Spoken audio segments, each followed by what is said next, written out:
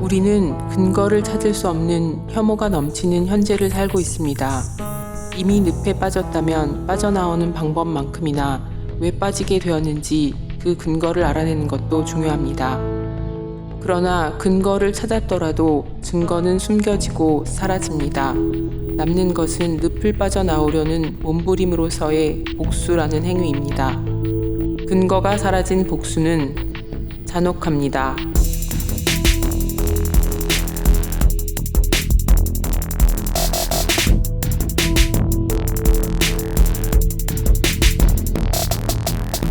어떤 일에 아주 익숙하여 썩 잘하는 사람을 속되게 소개하는 팟캐스트 공도사.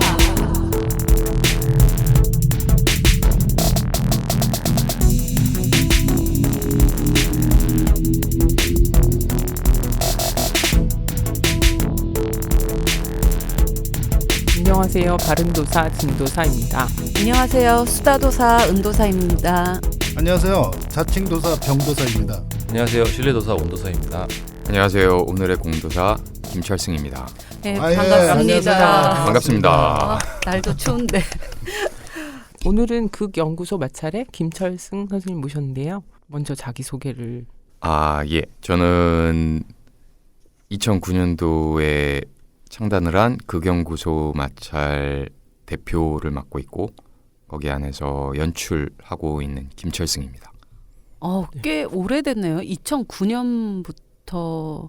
꽤 오래됐죠. 생각보다는. 예, 제가 귀국하고 바로 다음 해에 같이 했던 사람들 좀 모아서 만들어서. 미국이라고 하면은 그럼 어디 계시다가 오신 거예요? 정말 마치 오늘 처음 만난 사람 중에 하는 거군요. 미국에 있다가요. 거기 유학 갔다가 끝나고 나서 거기에서 좀 있다가 학교에서 가르치고 거기서 극단 활동하고 하다가 2008년도에 귀국했습니다. 그럼 미국에서 연극을 공부를 하신 건가요? 예. 태어나 첫 연극 수업을 영어로 들었는데 뭐 한 95% 못 알아들었죠. 굉장히 절망스러웠습니다. 그럼 미국에 가시기 전에는 한국에서도 연극을 원래 전공을 하셨었나요? 아니죠. 저는 학부 때는 철학 전공이었고요. 하긴 했어요. 그러니까 제가 그 대학 다니면서 쓰고 연출을 하고 친구들 배우 아닌 이제 과 동기들 이렇게 짜장면으로 매수를 해서 연습하고 이걸 해보자. 그래서 이제 공연하고 그래서 네 작품 정도를 올리고. 가시기 전에도 예. 또 그런 그런데 활동을 하셨구나. 단 한 명도 유경험자가 없었던 그거 상식의 기초에서 이래야 되지 않을까 이제 그랬었는데 아무리 생각을 해봐도 아직까지도 그때 그 경험만큼 흔들리지 않고 연극이 이런 거구나라고 저를 지탱해 주는 건 없는 것 같아요. 쓰셨다 하면 창작극이었다는 얘기인가요? 각색을 네. 당시에 했죠. 창작도 하나 했었고 이제 네, 각색을 해서 예를 들어서 밀란 쿤데라의 네. 이별이라는 소설을 읽고 네. 그 소설을 읽는데 정말 딱 한 문장이 너무 재미있는 거예요. 그 뭐였을까요? 평생 바람을 피고 다니는 재즈 바이올리니스트 이야기인데 그 사람이 정신 상담을 의사랑 받으면서 울면서 하는 소리가 저는 제 아내를 너무 사랑해요 라고 그러면서 울어요. 근데 이 말이 너무 웃긴 거예요. 그래서 이거 안 되겠다. 이거를 각색을 좀 해봐야겠다. 그래서 각색을 했었죠. 너무 바람 많이 피는데 나는 아내를 예. 너무 사랑해요. 라고 그게 하면. 그 작가의 전형적인 뭐라 그러지 감수성이기도 한데 그게 너무 이해가 되는 거예요. 그 사람이 울면서 그 말을 할 수 있겠구나. 그래서 각색을 했죠. 근데 정말 연극 하시기 전에 예. 연극을 전공도 하시기 전에 연극을 해야겠다는 생각을 어떻게 하셨는지 연극이어야만 한다. 학교 지원 같은 거 하거나 뭐 할 때 이제 주로 주위에서 사람들이 물어보는 게 그거예요. 그러면 네가 연극을 시작하게 되게끔 만든 결정적인 작품이 있거나 이런 게 있느냐. 그냥 곰곰이 생각을 해봤는데 없어요. 그건 없어요. 대학을 들어갈 때 이제 과를 철학으로 해서 들어갔는데 제가 제일 처음 찾아간 곳이 극예술연구회라고 그게 굉장히 오래되고 대학가에서도 굉장히 요즘도 한창 그 유명해진 배우들도 다 그 네네. 극예술연구회 출신들이 굉장히 많아요. 대표적인 게 이제 양손 프로젝트 아. 그들이기도 네. 하고 그래서 제일 처음에 거기를 들어갔었죠. 근데 아주 유치한 질문으로 나왔어요. 저는 연극을 해본 적도 없고 고등학교 때 뭐 그랬었는데 그냥 관심이 있었던 거예요. 네네. 그렇다고 연극을 보러 다니고 그랬던 사람도 아니고 굉장히 추상적인 관심이었죠. 그런데 저는 이제 삼수를 해서 대학을 들어갔는데 삼수까지 하면서 대학을 들어가서 사람이 뭐 어떻게 생겨온 건가 궁금해서 철학과를 들어갔는데 아무것도 모르고 연극이 될까? 굉장히 나이브한 질문이죠. 진짜지. 그래서 둘 중에 하나만 해야겠구나. 지금은 일단 공부를 하러 들어왔으니 공부를 좀 해봐야겠다. 그래서 거기 선배님들한테 죄송합니다. 그리고 혼나고 나왔죠. 학교 때는 모범생이셨군요. 그런 게 좀 있었던 것 같아요. 그래서 욕하고 재수없어 하는 사람도 많은데 맞아. 너무 공부만 막 열심히 하면은 욕 먹어 대학에서. 좀 놀아야 돼. 제가 수업을 잘 안 빠졌어요. 그래서 네. 이제 당시에 친구들하고 이게 많았죠. 부침이. 네. 여자친구랑도 부침이 굉장히 많았고 지금 연극하시면서도 예. 모범생의 어떤 그런 생활 패턴 그런 거 가지고 계실 것 같아요. 굉장히 진지하신 것 같아요. 아니 진지한데 굉장히 진보적이죠. 그 연극 지금 네. 하는 방식의 형식, 어떤 틀 네. 형식이나 이런 방법론 같은 경우는 장단점이 있는 것 같은데 왜 그런 말씀들을 하세요. 지도 교수님들도 그렇고 연극을 하시는 분들도 그렇고 때때로 이제 잘 놀아야 연극을 잘한다 라고 하는데 네. 저는 그거를 잘 못해요. 잘 노는 거. 예. 그래서 뭐 취향이겠지라고 생각을 했었는데 생각을 해보니까 일단 기본적으로 술을 못하고 저는 근데 철학과를 나오고 연극을 하는 사람이면 주위에 술밖에 없어요. 네, 맞아. 거의. 정말. 네. 그런데 제가 술을 못하고 뭐 시도를 안 해본 건 아닌데 시도하면 계속 이제 체질적으로 안 맞는 이게 체질적으로 더 이상 안 맞는 이게 괴롭기만 하다는 걸 알고 이제 술을 안 먹으니까 그리고 저희가 지금 특히 마찰에서 하고 있는 것 같은 경우는 가야 할 지점이 정해져 있지가 않아요. 공연 날까지 혹은 공연이 다 끝날 때까지. 그래서 어디를 가야 할지 모르는데 그렇다면 우리가 할 수 있는 최선은 할 수 있는 데까지 그냥 연습을 하는 거라는 생각인 거죠. 굉장히 기본적으로. 왜냐하면 그게 그 돌밭, 자갈밭 같은 데 가서 그 자갈들을 다 뒤집어 봐야 이제 아는 소위 말해 그런 게임인데 우리는 저쪽에 가니까 저걸 뒤집으니까 맞는 것 같다라는 게 없는 상태인 거예요. 맵이 없는 상태니까 할 수 있는 건 다 뒤집어 보는 거죠. 그러니까 연습을 매일 하는데 어떤 날은 당연히 굉장히 힘이 빠지고 얻은 것도 하나도 없는 것 같고 그런 날들이 있죠. 그게 어쩔 수가 없어요. 매일 조금씩 발전을 한다라는 그 개런티가 없는 과정인 거예요. 매일 새로워지니까. 매일 새로운 거라니까. 그게 늘 좋지가 않은 거죠. 그래서 방법으로 그냥 형식적인 방법으로 삼은 게 연습을 꾸준하게 하지 않으면 이게 우리가 놓치고 가는 게 너무너무 많을 것 같고 놓친 게 너무 많으면 결국은 다 드러난다. 왜냐하면 우리는 즉흥이기 때문에 안 드러날 수가 없어요. 맞아. 우리가 어떤 식의 준비를 했는지. 그렇게 돼서 연습도 개근으로 하는 것 같아요. 배우들은 안 힘들어해요? 괜찮아요? 아니죠. 힘들어. 그것도 아닌 것 같아요. 그래서 저는 괜찮은 줄 알았는데 끝나고 나면 이제 다른 루트로 이렇게 들어오잖아요. 아닌 것 같아요.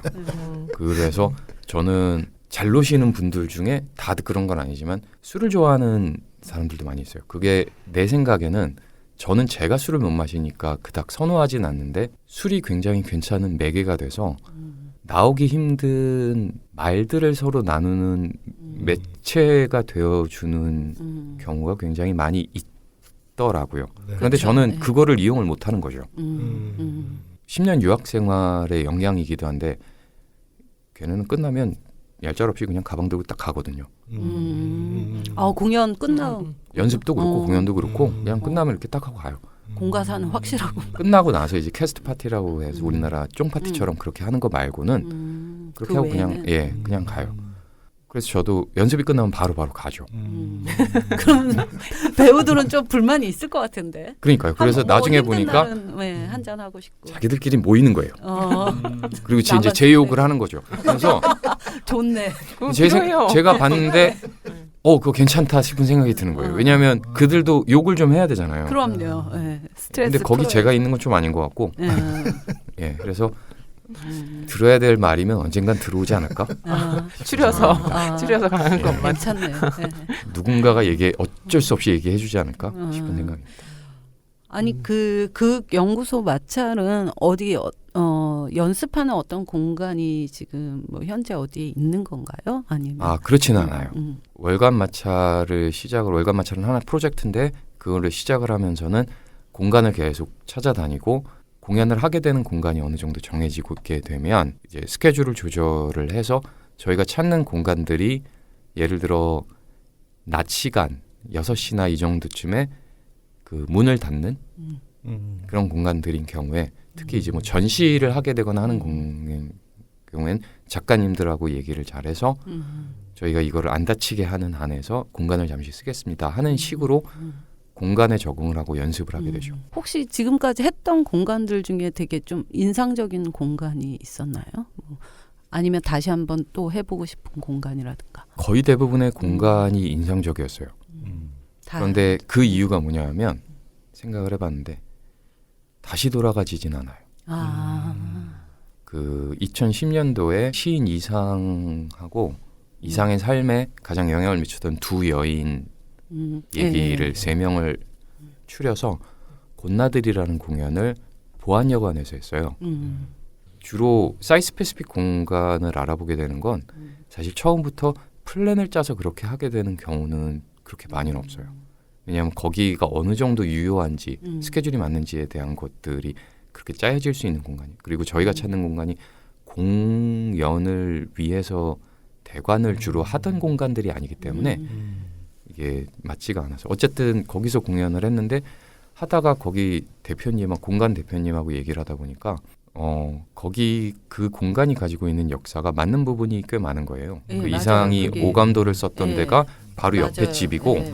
거기는 주로 총록파 시인들이 와서 이 밤에 그 네. 자정에 왜 그때는 통금이 있었잖아요. 네네네. 일제시대는. 그래서 통금 피해서 들어와서 거기서 계속 술 마시던 그런 여관이었던 거예요. 공연을 하다 보니까 이제 그 정서랑 맞게 된 거죠. 공연 자체가 좋아해 주시는 관객분들도 되게 많았고 그런데 한 번에 20명밖에 초대를 할 수가 없어서 그러면 다시 여기서 해보자라는 생각으로 했었었는데 다른 공연을 가지고 거기를 들어가는 거는 쉽지가 않더라고요. 저희가 공연을 한번 해본 공간에서는 다른 공연을 가지고 그 공간을 다시 들어가는 게 참 쉽지가 않아요. 그 공간이 얼마나 매력적이었는지에 상관없이 저희가 그때 그 감수성을 그렇게 썼으므로 거기를 다시 가게 되는 건 그런데 기대하고 있긴 해요. 한 그 10년 정도가 한 공간에 10년 정도가 지나고 나면 그 예전에 했던 게 바탕이 돼서 또 다른 색다른 현재의 얘기를 다시 할 수 있지 않을까 싶은 생각이 좀 들게 돼서 시간이 어느 정도 지나면 다시 이제 재방문들을 하게 되는 때가 오지 않을까 싶은 생각도 좀 있어요. 보안여관의 그 안에 이제 공간을 생각을 해보면 정말 방이 작잖아요. 복도도 작고 그래서 거기서 어떻게 공연을 하셨을까 굉장히 한계가 있었나 하는 생각이 드는데요. 그때는 네. 더웠어요. 7월 초였는데 유독 더위가 일찍 와서 더웠고 아직도 생각을 해보면 굉장히 더웠고 그렇기 때문에 사이스 패시픽 공연을 하는 건 사실 머릿속으로 100만 번 런을 돌려봐도 그 장소에 가면은 100% 무너져요. 그래서 저희가 보안여관도 그랬어요. 보안여관 때는 다른 연습실을 빌려서 연습실이 있었어서 연습을 하다가 이제 거기에서도 공연을 위해서 렌트를 해본 적이 없으신 공간이었던 거예요. 당시만 해도 2010년 때. 그래서 연습 기간을 조금 이제 부탁을 드렸는데 이제 그 여의치가 않았던 거죠. 그래서 연습하러 이제 딱 갔는데 한 3일, 4일 정도는 아이고 공연 못하겠다 싶을 정도로 안 되는 거예요. 그래서 그 공간성을 다시 찾는 시간이 저희는 이제 열불이 나는 좀 시간이 필요한 거죠. 네, 네. 그러다가 그 저 혼자만 돼서도 아니고 이렇게 와요. 그 마찰 조금 아는 사람들이 와서 봐주는 거죠. 관객 시선이 돼서 봐주고 이런 게 더 낫지 않겠어? 이런 게 더 낫지 않겠어라는 말도 굉장히 많이 해줘요. 그리고 제일 중요한 건 배우들이 여기 섰을 때 시선을 이렇게 받을 때 이렇게 관계를 맺을 때가 더 맞다라는 배우들 얘기를 들어보고 그래서 배우들이 공간 가면 맨 처음에 시작을 하는 게 아니라 배우들이 혼자서 이렇게 돌아다니는 시간을 많이 줘야 해요. 목소리가 어느 정도 들리는지도 봐야 되고 그래서 찾게 된 거죠. 그럼 처음에 그 창단 이후로 배우들은 같은 배우들이 계속 같이 활동하고 계신 거예요? 아니면 계속 아니에요. 계속 예. 힘들어서. 힘들어서 나가고 다시 정말 그런 친구도 있어요. 정말 그런 친구. 무릎이 다 까지고 맞아요. 연습하는 거 저희 좀 많이 봤는데 그러니까 연습하는 게 무슨 고행 같은 그 느낌? 연습이라고 하시면 안 될 것 같아요. 그 단어 자체가 약간 고행. 고행 매일매일 고행하는. 사실은 그 문제가 마찰이 관객을 만나는 데는 굉장히 큰 부분이기도 해요. 아, 우리는 이거를 오픈을 해야 되는데 네, 맞아요. 이거를 오픈하고 그러니까 연습이 공연 같아서 오픈합니다가 아니라 이 성격이 그리고 이제 저희 연습 성격상 연습 시작하고 얼마 안 돼서 공연처럼 런을 시작을 하면 1시간 동안 끊지 않고 계속 가요. 왜냐하면 배우들이 어느 정도 그 호흡을 알아야 되기 때문에 그래서 그런 얘기가 자주 들어오는 거예요. 아, 관객을 좀 부르면 어떨까? 관객을 부르고 연습 때 와서 얘네들 정말 장난 아니었는데 정말 뭐가 될까? 정말 뭐가 될까 싶었는데 아니면 아 연습 땐 차라리 이게 더 좋았는데라고 하시던 분들이 공연 때 와서 아 이게 이렇게 바뀌었구나. 근데 나는 연습 때 이게 더 좋았는데 아니면 아 연습 때 안 보던 이게 나왔는데라는 말씀을 해주시는 게 어떻게 보면은 마찰에서 기대하는 되게 아이디어란 그건데 현실적으로 기획력이 힘든 거예요. 저의 고리타분함이 몇 군데에 굉장히 크게 영향을 미치는데 그 중에 하나가 그 생각을 할 바에 연습을 하겠다라는 생각을 하는 거예요.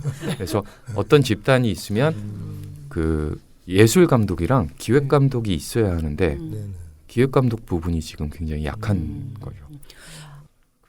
그 연구소 이 마찰의 공연을 저는 이제 여러 번 이제 관람을 했었는데 보통 이제 연극을 보러 가면 이제 객석과 무대가 항상 구분이 돼 있고 사실은 관객은 되게 편안하게 의자에 앉아서 관람을 돈도 내는데 관람을 하는 게 정상인데 이 마찰의 연극을 봤을 때는 무대 공간도 이제 굉장히 독특한 실험적인 공간에서 이제 극을 하기도 하지만 관객들도 이제 배우들을 따라서 굉장히 많은 이동을 하고 서서 봤다가 쭈그리고 앉아서 봤다가 같이 전체가 배우만 움직이는 게 아니라 관객도 같이 막 움직이는 그런 어떤 관람의 형태가 저는 굉장히 좀 인상적이었고 또 두 번째 인상적이었던 거는 보통 연출을 하시는 분들은 극 안에서는 그러니까 극이 완성되기 전에는 개입을 굉장히 많이 하시지만 극이 진행될 때는 개입을 안 하시는데 연출하시는 분이 계속 무대에 등장이 되면서 뭔가 이렇게 개입이 되거든요.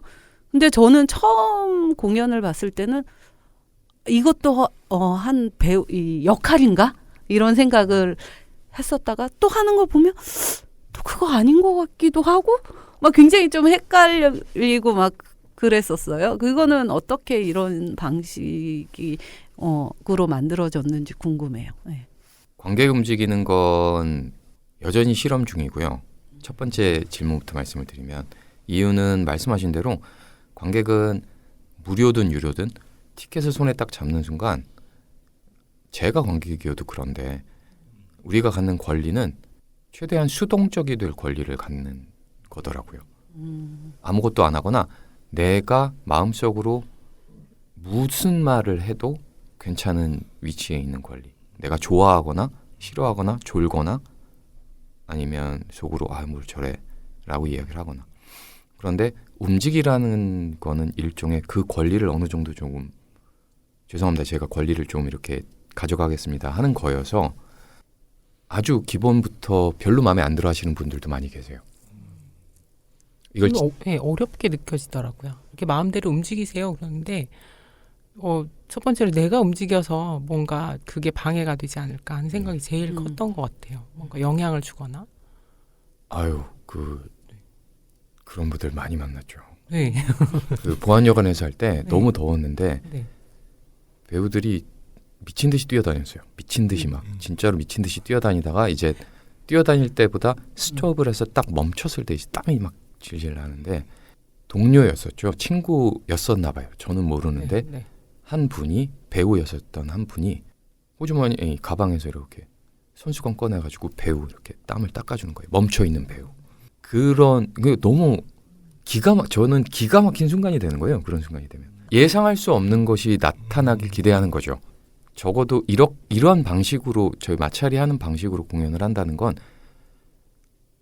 우리가 좋다 싫다를 얘기할 수 없고 그런 것들을 포함하지 않으면 안 되는 그런 것들이 있어야 되는 공연 방식인 거죠. 그래서 만약에 공연을 이렇게 잘 만들고 그거를 이쪽에서 보시는 게 좋습니다면 거기에 좌석을 만들어 드리는 게 맞아요. 좌석이 없고 돌아다니시라고 하면은 그분들이 돌아다니시면서 만들어내는 예상할 수 없는 것까지 포함이 되지 않으면 사실 이거는 공연이 될 수가 없죠. 두 번째 답은 제가 들어가는 거는 아직까지도 답은 없어요. 아직까지도 답은 없고 그런 것 같아요. 우리가 알고 있는 한 우리가 가야 할 가장 좋은 대답이 아니고 우리가 알고 있는 한 그나마 하게 되는 선택으로 지금까지는 계속 온 것 같아요. 근데 최종적으로 이게 그래서 가장 퍼펙트한 폼이냐 아니냐는 저희는 아직 모르는 거죠. 귀국을 하고 첫 마찰을 만들게 된 맨 처음 친구들하고 같이 마찰이란 이름이 아니고 그냥 모여서 공연을 했던 적이 있어요. 서울역 청사 지금은 다 리모델링이 되어 있는 당시 리모델링 되기 전에. 근데 그 공연을 본 한 지인이 이야기를 해줬는데 공연 되게 좋았다. 너만 빠지면 완전히 퍼펙트할 것 같아. 라는 말을 했어요. 그런데 그때부터 이제 의심이 들기 시작을 했죠. 어떤 폼을 위해서 제가 빠지면 과정 자체가 이러면 안 되고 만들어지는 공연 자체가 그러면 안 되는 공연이죠. 그러니까 저도 시스템처럼 아까 말씀하신 대로 오픈하기 전까지 계속 이제 개입을 많이 하다가 이제 배우들이 하는 그런 공연이 되는 거예요. 제가 들어가질 않는다면. 그렇게 안 해본 건 아니에요. 그렇게 해본 적도 있어요. 그런데 지금은 일단은 일종의 하나의 툴로 가지고 들어가는 거죠. 도구로. 아니 그렇게 개입을 하셨을 때 막 귓속말을 막 하시잖아요. 스탑! 스탑! 이렇게 하시면서 또 특정 배우에게 가서 약간 귓속말을 하는데 그게 항상 궁금했어요. 도대체 뭐라고 할까 저 사람이. 주로 디렉션이고요. 왜냐하면 그 배우가 예를 들어서 혼자서 알아서 액션을 하고 있고 무언가를 하고 있을 때에는 사실은 전체적으로 무언가 벌어지는 거를 모르고 거기에 집중을 하고 있기 마련이라고요. 그런데 딱 그 배우가 다른 데 제가 이제 진행이 되는 걸 보고 이 배우가 이렇게 여기서는 저쪽으로 이렇게 나가서 되어주면 조금 더 강한 자극을 줄 수 있겠다라고 했을 때 그런 류의 디렉션들을 주죠. 혹시 다들 디렉션을 하시면 다 말을 잘 듣나요, 배우들이? 그것도 궁금했어. 진짜 시키는 대로 하는 건가? 막 이런. 정말 수도 없이 많은 가지들이 생겨요. 예를 들어서 대사를 주는 경우가 굉장히 많아요. 지금 이때 이런 대사를 한번 해봐라. 그러면 우리가 연습 때 준비했던 대사일 수도 있고 아니면 굉장히 즉흥적인 대사인데 그 대사를 주면 우리가 연습했던 그 대사로 갈 수 있을 것 같다. 그러면 그 상황으로 갈 수 있을 것 같아서 지금 이제 이런 대사를 주거나 아니면 움직임의 디렉션을 줄 수가 있어요. 뒤로 돌아서 3발자국. 그런데 몇몇 배우들은 굉장히 크고 낭낭한 소리로 뒤로 돌아 3발자국 이제 이렇게 반복을 대사를 하기도 해요. 재밌네. 그런데 그러면 일단은 제가 놀란 표정을 하면 안 되죠. 이거 왜 이래? 움직이라고 그랬더니 왜 그걸 말로 해? 라고 하면 안 되잖아요. 그런 경우도 있고 나중에 들어보면 의도적으로 안 듣는 친구들도 있어요. 그런데 너무 이해가 가요. 왜냐하면 퍼포머들은 재밌건 안 재밌건 자기 소설을 쓰는 거거든요. 하나 공연이 하나 시작이 되면. 근데 그 소설에 흐름도 바꾸고 다른 귓속말을 주는 거다라고는 하지만 그럼에도 불구하고 받아들여지지 않는 것들이 있단 말이에요.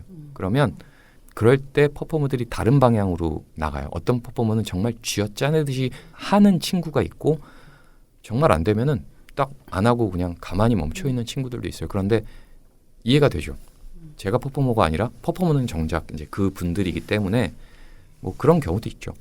저도 하나 질문인데 전체적으로 저는 약간 미니멀한 어떤 약간 그런 느낌이 있어요. 그 자체가 어떤 특정한 행동을 반복한다던가 대사를 반복하는 그런 부분도 있고 전반적으로 어떤 미니멀한 어떤 그런 극이라는 생각이 드는데 맞아요. 그러니까 제가 어떤 게 재밌을까? 뭐가 재밌을까? 이게 다들 사춘기들을 겪으시잖아요. 자기 하는 일에서도 사춘기를 겪으시는데 저는 늦게 연극을 시작을 해서 사춘기도 이제 늦게 온 거죠. 그때 왔었을 때 들었던 생각이 막 그 이제 조금 뭐라고 그럴까 반항 심리도 생기고 싫어지는 거예요. 대본도 좀 싫어지고 극장도 싫어지고 그래서 이게 싫으면 다른 무언가를 찾을 수 있을까 하다가 이제 찾게 됐는데 대본이 싫은 건 문제가 큰 거예요. 대본이 싫어서 뭐 이게 근데 어떤 난 누구 쓴 글이 싫어 정도 수준이 아니고 이미 프린트돼서 나오는 대본이 싫다는 건 좀 문제가 크다. 그러면 내가 그러면 뭐가 좀 마음에 안 드는지 뭐가 별로 재미가 없는지 생각을 해보자라고 했을 때 이미 다 준비된 게 조금 문제가 되는 게 아닐까 의심을 했던 거죠.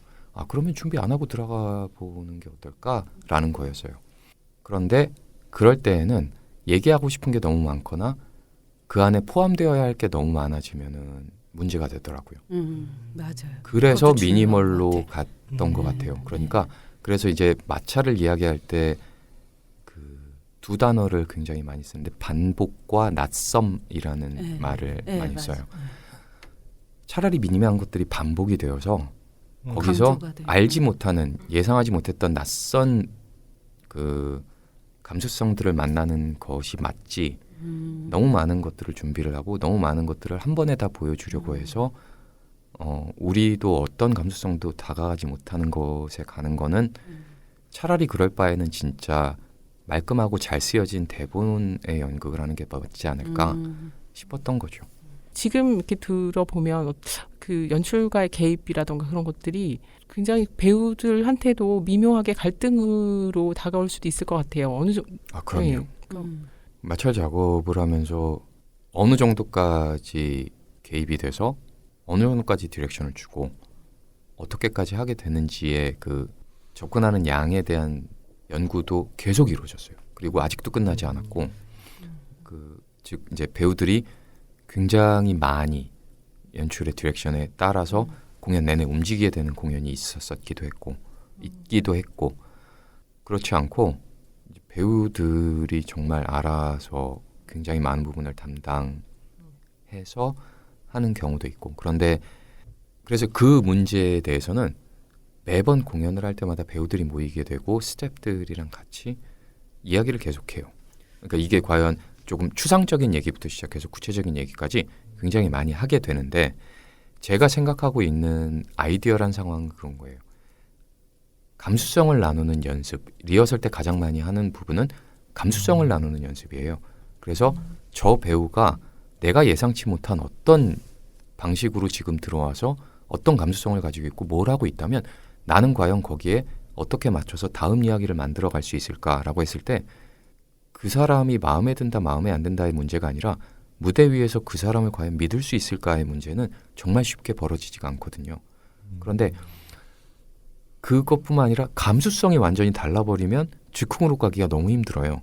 그래서 그 하나의 주제에 대해서 감수성을 맞추는 작업들을 굉장히 많이 하죠. 예를 들어 그 1년 전에 했던 맥베스 같은 경우에도 그래서 이 맥베스를 읽고 거기서 우리가 이제 하나씩 한 문장씩 따와서 이제 각자들 글을 쓰면서 감수성들을 나누고 너는 이때 이렇게 느낄 수도 있고 이렇게 느낄 수도 있겠구나라고 이제 이렇게 돼서 왔을 때 공연을 시작할 때마다 마찰에서는 마찰 은어가 있어요. 마찰만이 쓰는 은어가 있는데 이제 똥을 싼다고 해요.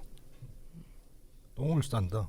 그러니까 배우가 자기 마음대로 그 순간 즉흥적으로 무언가가 돼서 움직이거나 대사를 하거나 아무도 모르는, 아무도 예상하지 못했던 어떤 거를 발화를 하는 거죠. 그럼 액션이 거기서 시작이 되잖아요. 그럼 통을 산 거예요.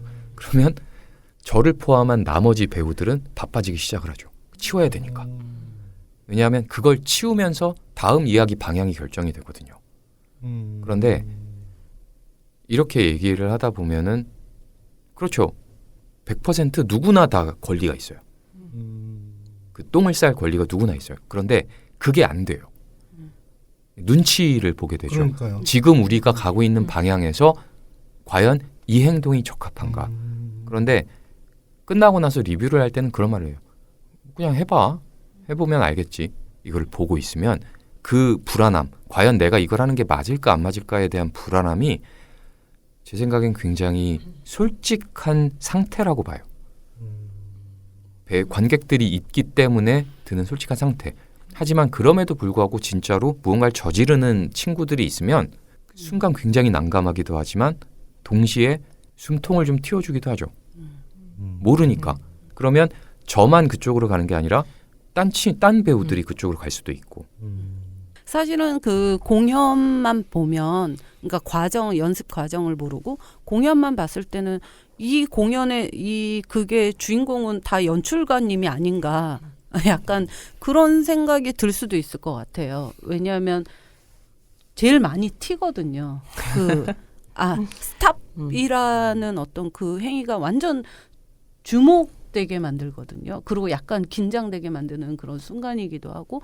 그런데 제가 그 과정 연습이 되고 이제 공연이 되는 어떤 과정들을 지켜봤을 때 그 대본을 쓰는 것도 배우들이 다 참여를 하고 그 움직임을 자기가 어떻게 움직일 것인가도 본인들이 다 그렇게 정하고 이렇게 협의를 해서 만들어지고 여러 개의 대본, 그러니까 대본이 하나가 있는 게 아니라 뭐 열 몇 개씩 막 그런 여러 개의 대본들을 다 무수히 반복을 하고 그 여러 개의 대본을 다 연습을 해서 외우고 그때 공에서 이제 맥베스를 6회 공연을 했을 때도 6회를 다 봤는데 단 하루도 같은 공연이 없었고 감독님한테 한번 여쭙고 싶은 게 지금 방금 저기 은도사님도 이제 말씀하시다가 연출가의 개입이라는 말을 했는데 이 개입이라는 말에 대해서 연출가님은 어떻게 생각하시는지 한번 물어보고 싶었어요. 그걸 개입이라고 해야 되는 건지. 마찰 내에서는 없고요. 마찰 내에서는 따로 부르는 건 없고 그냥 연출이 나와. 그리고 연출이 나와 그냥. 그러고 다른 분한테 들었던 것 중에는 편집이라는 말을 들은 적이 있어요. 편집 괜찮다. 그러니까 연출이 뭐 하는 거냐 그랬을 때 편집을 하고 있구나. 사실 극작이라고 말을 하기도, 그러니까 라이브 극작이라고 말을 하기도 좀 웃기고, 왜냐하면 극작을 해가지고 살아가는 캐릭터들은 배운 거고 그 편집이라는 말이 어느 정도는 맞는 것 같아요. 편집 괜찮은 것 같아요. 편집이 가장 적절한 단어인 것 같네요. 누가 쓰셨는지 모르겠지만 네. 그러니까 앞으로 그 단어로 합시다. 편집. 그리고 또 말 나온 김에 또 하나 더 궁금한 거는 그 머리 스타일을 직접 하시는 거예요? 항상 가운데 머리를 이렇게 세우셔서. 네. 이거 누가 발라주진 않죠. 제가 하는 건데 이거는 굉장히 단순했어요. 그 수치 없잖아요. 수치 없으면 사실 옵션이 많이 없습니다. 그래서 제가 생각을 했을 때는 어느 순간 가면 미련 없이 다 이제 쉐이브를 한다. 대신에 쉐이브를 하기 전까지 어떻게 할까 그랬는데 뭐 마땅히 다른 뭐 옵션이 없더라고요. 그래서 언제부터 하신 거예요? 지금 생각이 대략 한 10년 정도 됐던 것 같아요. 그럼 그 한국에 돌아오셔서 아니요, 오기 전에 이제 오기 전부터. 거의 직전 정도에 아마 이렇게 됐던 것 같아요. 저 머리가 아닌 그 저기 대표님 상상하기가 너무 힘들어요. 김철수는 머리가 얌전하다 거의 없죠. 그런 거. 거의 없죠. 그거를 본 사람은 별로 없죠. 저희 어머님 정도. 아니 겨울에 좀 추우실 것 같아. 미루셔서 옆에. 아니, 저는 그 저 머리 스타일 때문에 어떤 그 태도나 그 말씀하시는 거에 그 모범생적인 그것들이 약간 상세가 돼가지고 다행이다. 어. 다행이네요. 네.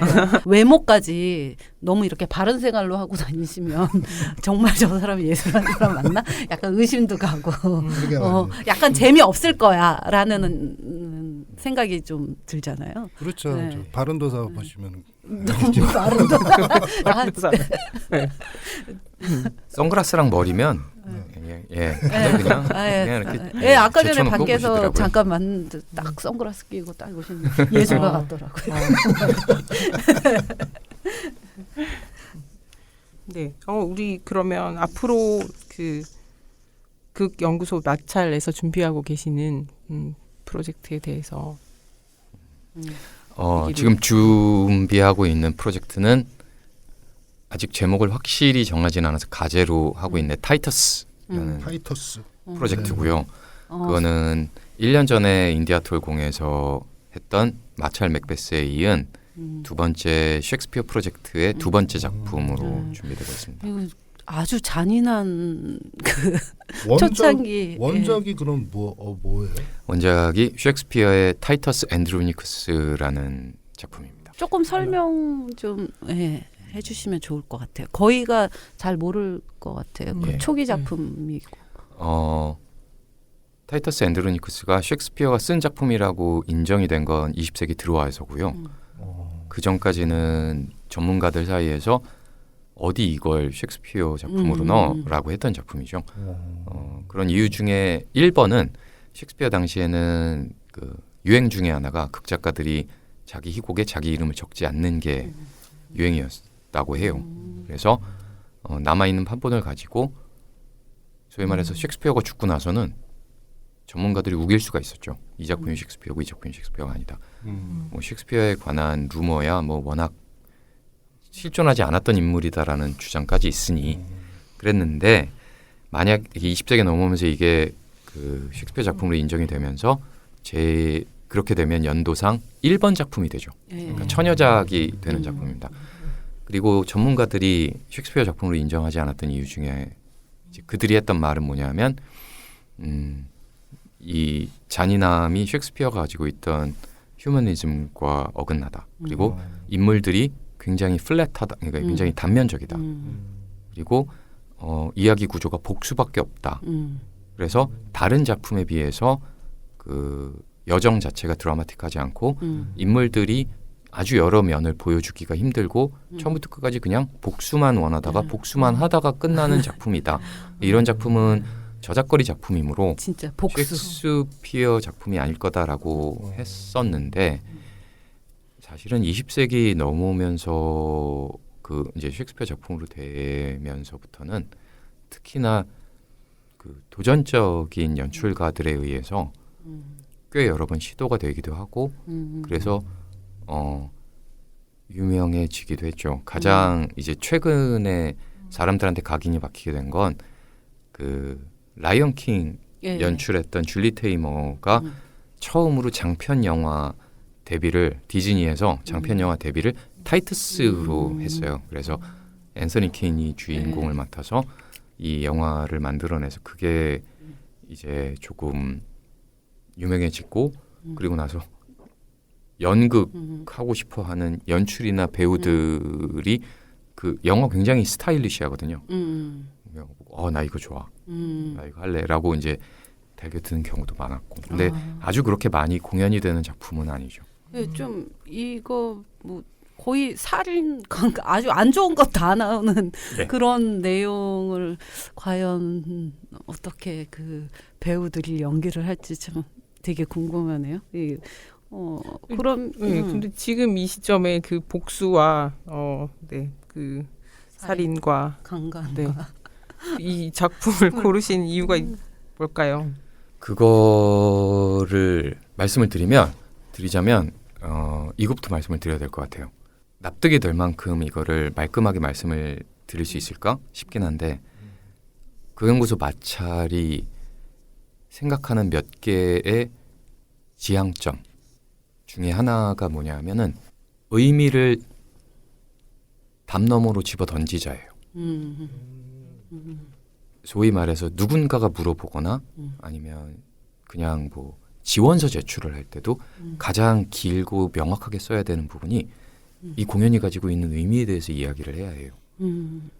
그러면 네. 정말 암담해요. 전 좀 의미 없이 하는 게 저희 목표입니다라고 말을 할 수는 없잖아요. 네. 왜냐하면 그게 거짓이기 때문이 아니라 잘못 이해가 될 수 있기 때문에. 그렇죠. 오해의 여지가 있죠. 그런데 그거를 아무리 생각을 해도 오해 없이 잘 이해시킬 수 있는 다른 말을 아직까지는 발견을 못했어요. 그래서 지금 하는 말은 의미를 담 밖으로 집어 던진다가 가장 가까울 것 같아요. 무슨 소리냐 하면 그래서 이 복수가 끊임없이 나오고 이 피가 철철 넘치는 거를 보고 우리는 과연 뭘 얻을까? 얻지 마세요. 뭘 얻으려고 들어오셨다가 그걸 얻고 나가시는 게 아닙니다. 라고까지 말씀을 드리는 게 적어도 지금으로서는 최선의 저희가 솔직해지는 방법인 것 같아요. 그거를 가장 먼저 말씀을 드려야 될 것 같고 그러면 왜 타이트스냐? 왜 복수 가득한 이거냐라고 했을 때는 복수국은 역사상 굉장히 많습니다. 그런 제 생각엔 네. 이 작품만큼 복수의 정수리를 치는 작품은 없어요. 왜냐하면 다른 복수국들은 복수 끝에 무언가를 얘기를 하려고 맞아. 하는데 그러고, 이 작품은 복수만 하고 끝나거든요. 그래서 마찰하고 만나는 부분들이 의외로 굉장히 많았어요. 그러면 그걸 가지고 와서 정말 복수만 하고 끝내느냐는 솔직한 대답은 모른다죠. 모르기 때문에 이 작품을 선택을 했던 거예요. 이게 저희가 그 하고 싶은 이야기의 그 단어 중에 하나가 제가 입 밖으로 사실 자주 말하기 되게 싫고 듣기도 별로 싫은 말인데 혐오예요. 혐오. 그 네. 키워드로 가지고 있는 게 혐오인데 혐오가 뭐냐면 혐오라고 생각을 했을 때 뭐냐면은 누가 한 사람을 해해요. A가 B를 다치게 해요. 그래서 A를 잡아요. 너 왜 이랬어? 미웠습니다. 왜? 라고 그러면 대답을 안 하고 왜라고 물은 사람을 다시 찔러요. 그러면 또 그쪽에서 반응이 오겠죠. 그리고 누군가 이 찌른 A를 또 찔러요. 그러다 보면 불평이 나죠. 왜 우리는 원인을 찾지 못하고 끊임없이 이런 행위가 계속 반복이 될까? 그런데 어쩌면 우리는 모두 다 원인을 알고 있기 때문에 원인을 이야기하지 않는 거일 수도 있고 어쩌면 정말 원인이 없을 수도 있다는 생각이 들어요. 그거를 만약에 규정을 해놓고 들어가게 된다면 그런 거에 관한 정신삼당 책이나 아니면은 소위 말해서 종교기관에 가서 설교를 한번 들으시는 게 훨씬 낫지 공연을 보러 가서 굳이 짜여진 것에 어떤 것을 보러 가시는 건 아닌 것 같아요. 특히나 마찰 공연을 보러 오신다면. 그래서 예상된 의미 혹은 공연이 끝나고 꼭 어떤 의미가 있을 거다라는 기대를 좀 지워버리고 오시는 게 낫지 않을까? 그리고 저희도 준비를 하면서 어디를 꼭 가겠습니다가 없이 가는 게 훨씬 더 맞지 않을까 싶은 거죠. 지금 우리가 살고 있는 이 사회가 약간 뭐가 뭔지도 모르고 진짜 뭘 위해 복수하는지도 모르는 상태에서 계속 이러고 있지 않나 그런 생각도 좀 들기도 하고 그냥 단순하게 소설이고 극이라고 그냥 보기에는 좀 요즘같이 어수선한 이런 시기에 조금 어울리지 않나 이런 생각도 좀 듭니다. 그냥 네. 뭐 딱히 뭐를 얘기하긴 그렇지만 이 작업은 어떤 공간에서 하실지 정하셨어요? 공간이 아직 다 정해지지는 않았고요. 네, 네. 사실 이 작업 타이터스 프로젝트를 하면서 그 팀원들하고 생각을 같이 공유를 했던 것 중에 하나는 아까 말씀드렸다시피 한 공간에서 한 작품이 끝나고 나면 그 작품을 다시 하기도 힘들고 그 공간을 다시 가기도 힘든데 다른 공간에서 그 작품을 하는 거는 더더군다나 힘들고 제 생각에는 언젠가는 하긴 할 텐데 아직까지는 조금 힘들어요. 그런데 그렇다면 한 작품이 한 번 하고 끝나지 않고 마찰의 레파토리를 갖는 방법이 있지 않을까? 그런데 레파토리라고 하면 뭐냐 하면은 준비가 돼서 거기서 늘 그 작품만은 어떤 수준 이상으로 할 수 있는 준비가 돼 있는 작품이어서 그 작품을 초대를 받아서 이 극장에서도 그 퀄리티의 그 공연을 하고 저 딴 나라를 가서도 할 수 있는 이제 그런 걸 소위 말해 레파토리라고 이제 부르잖아요. 근데 마찰은 공간이 바뀌면 매우 예민하게 반응을 해야 하기 때문에 반응을 해야 되는 게 아니라 반응을 할 수밖에 없기 때문에 그게 불가능하단 말이죠. 그래서 마찰 레파토리가 어떻게 가능할까 하다가 그러면 찾아지는 장소에 가장 어울리는 형태의 프레젠테이션을 해보면 어떨까? 어떤 공간에 가면 마찰하고 인연이 있던 연주자나 작곡가들이 연주만 하고 어떤 공간에 가면 마찰의 미술가들이 있어요.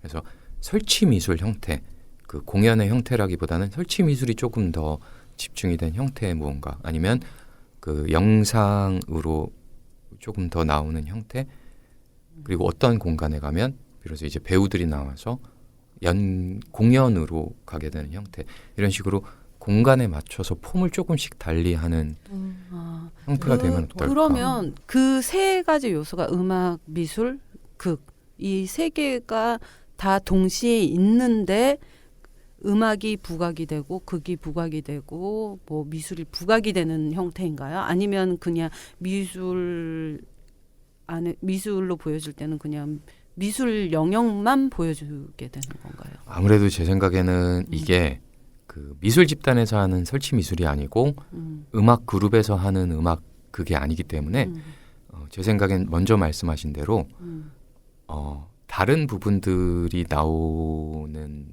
것이 있을 것 같아요. 예를 들자면 공연하기가 굉장히 힘든 장소에서 전시를 한다라고 했을 때 뭐 배우가 나와서 공연을 하진 않더라도 한 30분짜리 독백 아니면 뭐 그런 식으로 예, 그런 아니면 노래 뭐 이런 식으로 되면 재밌을 것 같아요. 예. 되겠죠. 아무래도 딱 왜냐하면 그게 분리가 되면 조금 흥미가 떨어질 것 같고 그게 그냥 하나가 더 부각이 되고 그렇죠. 막 이런 식으로 가는 거는 굉장히 좀 재밌을 것 같아요. 예. 정말 공간마다 다른 형태의 네. 다른 형식을 실험하시는 음, 되겠네. 예. 그리고 항상 제가 봐왔던 그 마찰 팀은 공간에서 영감을 또 받고 연습을 통해서 이 공간이기 때문에 이런 대사가 나오고 또 이런 그 몸의 움직임이 나오고 이런 어떤 특수한 어떤 그 공간만이 갖는 어떤 특수성을 그 몸으로 느끼고 그걸 이제 또 극으로 만들어서 하고 셰익스피어에 대해서 좀 잠깐 말씀 좀 드리자면 4대 비극이라고 하잖아요. 저는 오히려 그 당시 셰익스피어가 이걸 쓸 수 있었던 이유가 당신이 이런 게 되게 흔했거든요. 역사적으로 사실을 봤을 때. 아주 예. 약간 무지한 시대였기 때문에. 무지하기보다는 인간의 생명에 대한 그 존엄성이 없었어요. 그 당시에는. 그래서 교회 내부에서도 마찬가지고, 그러니까 그 당시에는 유럽이 이제 기독교 사회라서 교회 내부에서도 인간에 대한 존엄성보다는 인간을 어떻게 다스리느냐에 대한 초점을 되게 많이 두고 있었거든요. 프랑스사를 연구를 해보면 그 안에 그 사료들을 보면요 굉장히 잔인해요. 사람을 그렇죠. 살인을 하기보다는 그 살인했던 사람을 잡아서 다시 살인을 하게 되는 그 할 때 그 사람이 그 살인한 사람에 대한 어떤 죄책감을 느끼기 위해서 되게 잔인하게 사형을 제도를 실시를 하거든요. 그런 당시 사회를 지켜보자면 이거는 굉장히 셰익스피어다운 작품이 아니었던가라는 생각이 들었었어요 처음에. 예, 그리고 지금도 현재도 마찬가지고 오히려 저는 4대 비극이 셰익스피어답지 않다고 생각을 하고 있는 사람 중에 하나라서. 거기에 덧붙여 셰익스피어는 돈의 흐름을 가장 잘 파악을 네. 하던 작가였기 네. 때문에 당시에는 이제 유혈극이 인기를 끌었는데 아 그래? 그렇다면 내가 뒤질 수 없지라고 해서 이 타이터스는 말하자면 셰익스피어는 39편의 희곡 중에 단 한 편도 오리지널로 쓴 게 없거든요. 타이터스도 마찬가지로 기존에 돌아다니는 이야기가 있었던 작품이고 그렇다면 어디 봐 하고 내놓은 작품이어서 근데 예상대로 히트는 엄청 쳤었죠. 그리고 그 부분에 대해서 마찰이 어떻게 접근을 하느냐는 거는 이렇게 말씀을 간단히 드릴 수 있을 것 같아요.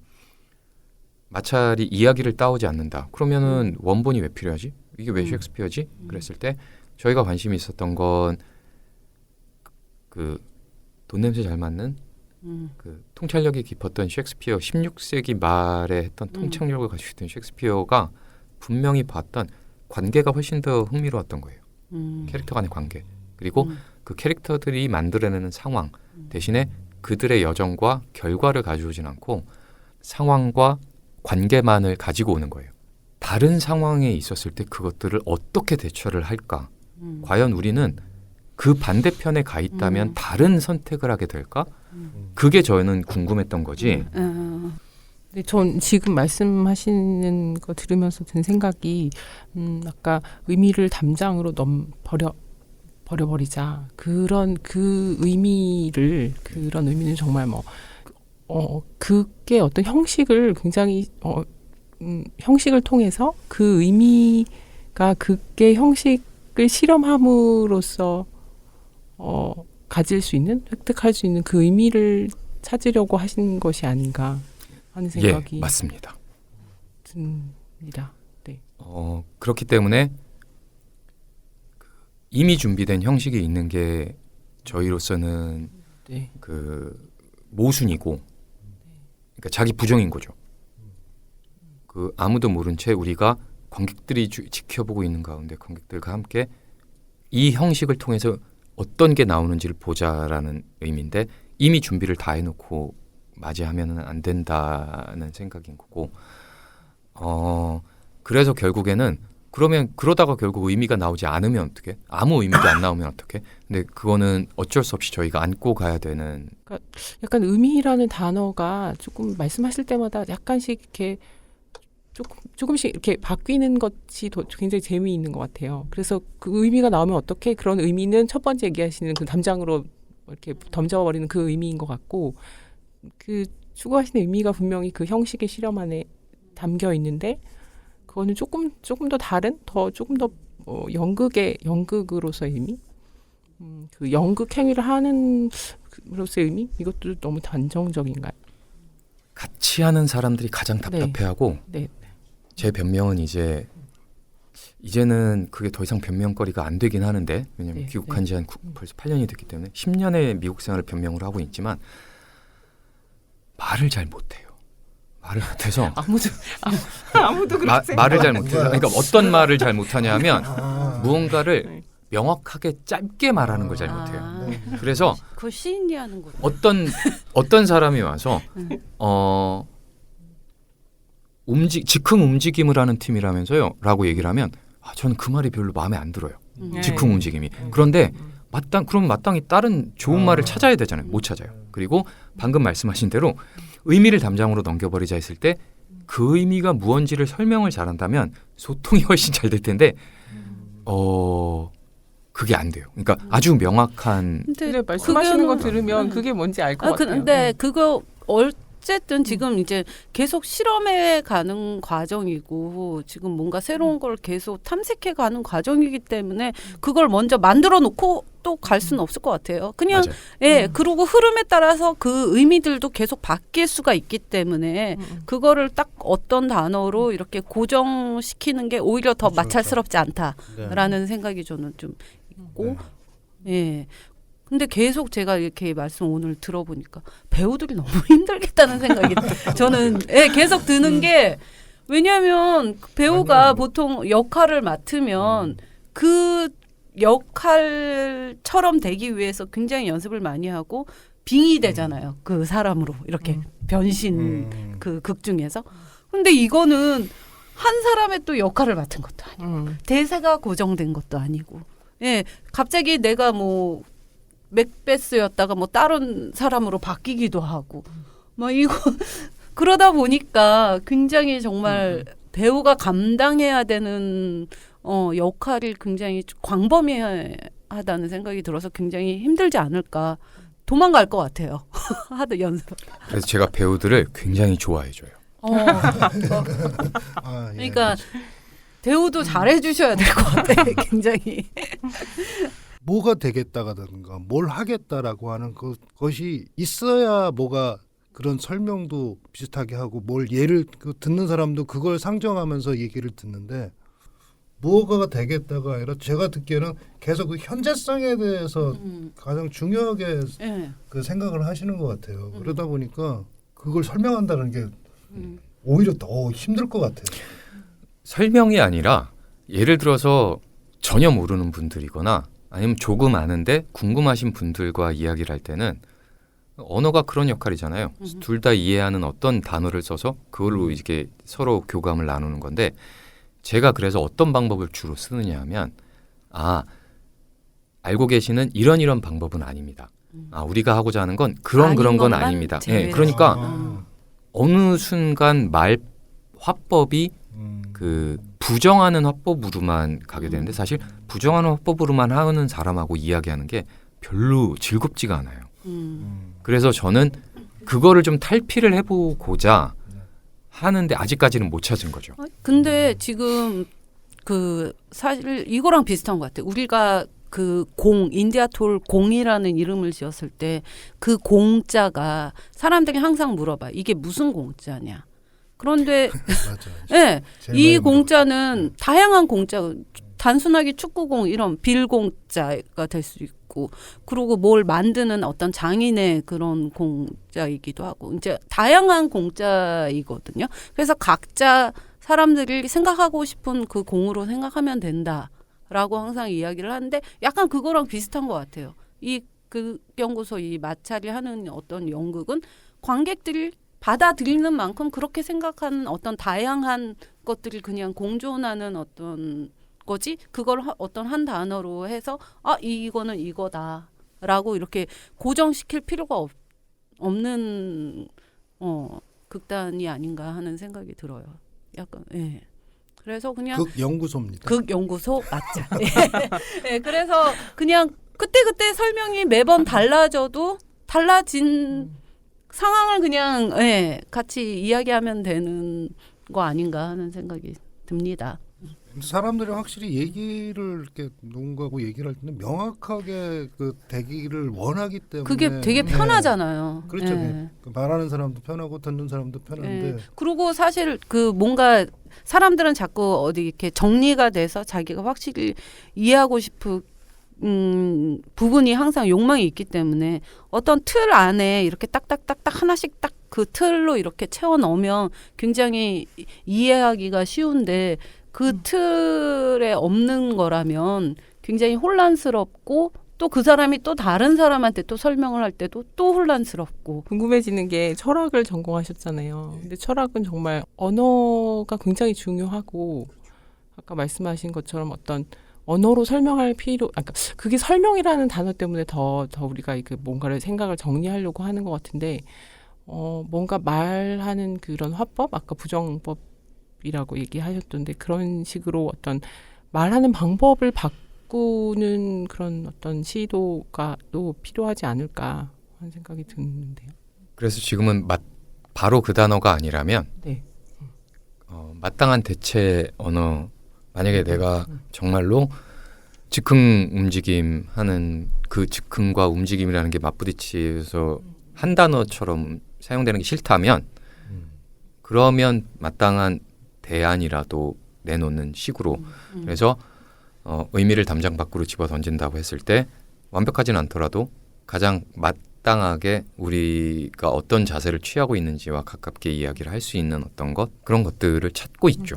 저는 그랬던 것 같아요. 어렸을 때 하도 제가 말을 이렇게 짧게 하기도 했지만 제가 말을 하면 사람들이 계속 다른 뜻으로 알아듣는 거예요. 특히 이제 부모님하고 얘기를 하면 내가 한 단어를 얘기했을 때, 한 말을 얘기했을 때 너무 이해를 못 하시니까 아예 말은 안 하는 게 낫겠다 해서 한참 동안 말을 안 한 적이 있었어요. 그러니까 뭐 뭘 물어봤을 때 이건 말을 해서 소용이 없고 오해만 불러 일으키는구나 해서 굉장히 말에 대해서 불신을 했던 시기가 있었는데 저는 그건 굉장히 정말 어린 생각인 것 같고 정말 우리가 물론 공감을 할 수 있는 공감을 이렇게 할 수 있으면 좋겠지만 그것도 약간 포기하지 않고 네. 계속 말을 함으로써 그냥, 서로 대화함으로써 그럼요. 도달할 수 있는 네. 네, 그런 지점이 있는 것 길게 같거든요. 계속 아까처럼 아까 네. 우리한테 설명하듯이 그냥 꼭 짧게 자꾸 설명하려고 생각하지 마시고 그냥 음. 길게 설명하시면 될 것 같아요. 예.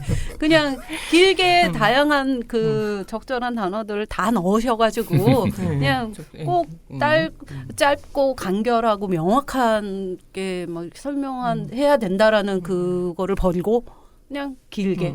그러니까 선생님도 우리 길게. 그 진도사님도 한마디로 이 말씀을 하니까 못 알아듣는 거. 그러니까 그거를 좀 길게 부연 설명을 해가면서 설명을 하셨다면 좀 이해하지 않으셨을까. 왜 근데 그렇게 짧게 대답을 하셨어요? 그러게 말이에요. 시인도 아니면서. 스님도 아니면서. 아니 그 약간 저는 항상 이심전심 그런 마음이 있었던 것 같아요. 다 그냥 내가 마음을 느끼는 본 거를 알 당연히 것이다. 알 것이다. 근데 네. 전혀 그런 게 아니라는 사실을 네, 깨닫고 있죠. 약간 그럴 수 있을 것 같아요. 예, 한마디 하면 왠지 다 통할 것 같은 통할 것 상대가 같고. 예, 있긴. 아이고, 한- 어려워요 이심전심. 굉장히 재밌고 적당한 단어인 것 같아요. 그러니까 마찰이 연습을 왜 하냐? 이심전심 하려고 예. 하는 거예요. 근데 이심전심이 안 돼요. 그렇죠. 힘들죠. 그래서 이제 공연이 되는 거죠. 예. 아유, 네, 진도사님 오늘 학교 가셨어요? 아유, 분발하고 있습니다. 그 공도사님의 최종 목적이 최종에는 뭘 하겠다라는 거를 한번 여쭤보고 싶었었어요. 예. 최근에 드는 생각이 하나 있어요. 최근에 드는 생각이 약간 뒷골이 서늘해지기도 했는데 그냥 어느 순간 저한테 딱 들었던 생각이 결국 사람들이 미학이라고 얘기하는 아름다움의 가치 그리고 우리 시대가 가지고 있는 아름다움의 가치 우리들은 왜 다들 실험적이고 선구적인 누군가가 길을 뚫어주면 뒤늦게 찾고 그 길을 찾아가면서 새로운 시대의 아름다움을 찾았다고 배워왔고 그렇게 생각을 했었는데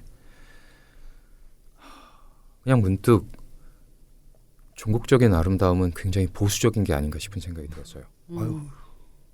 그러면 내가 가지고 있던 그 개혁 정신이라고 하는 것이 너무 가슴 아프게도 결국 그들은 너무 확연한 한계를 가지고 있는 것만이 아닌가. 근데 이게 왜 제 뒷골을 쳤느냐 하면은 편하면 의심하고 불편해지도록 해보자라고 했었었는데 그 방향이 좀 잘못된 게 아닐까? 아니 그건 아닌 것 같아요. 그런데 그 개혁적인 그런 정신을 개혁적인 거를 경험을 했기 때문에 그게 보수의 아름다움이 보이는 거지. 그런 게 없다면 몰라요. 그런 어떤 그 멈춰 있는 것의 그 또 미학이라든가 아름다움. 예. 항상 끊임없이 누군가는 계속 그걸 바꾸려고 하고 새로운 걸 자꾸 찾으려고 하고 이런 부분들이 있기 때문에 이 지금 우리가 하고 있는 이 나름 선생님이 하시고 있는 이런 부분들이 지금은 개혁적이고 막 실험적인 거지만 또 이게 한 뭐 20-30년 흘러간 뒤에는 이게 또 그렇게 그다지 또 그런 실험적인 게 아닐 수도 있거든요. 당연하죠. 네, 또 우리 같은 스타일이 또 보수적인 걸로 또 머물러 있을 수도 있는 거기 때문에 스탑. 오늘은 극연구소 마찰 김철승 대표님을 모시고 이야기 나눠봤습니다.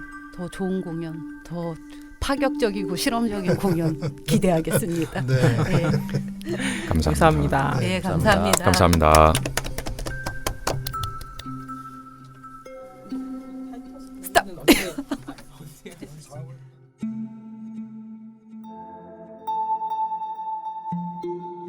어떤 일에 아주 익숙하여 썩 잘하는 사람을 속되게 소개하는 팟캐스트.